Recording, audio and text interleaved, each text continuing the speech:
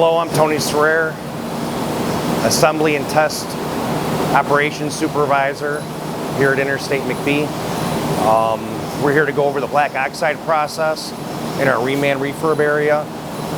Black oxide coating is a protective coating on our parts that we remanufacture for our finished assembly and test injectors.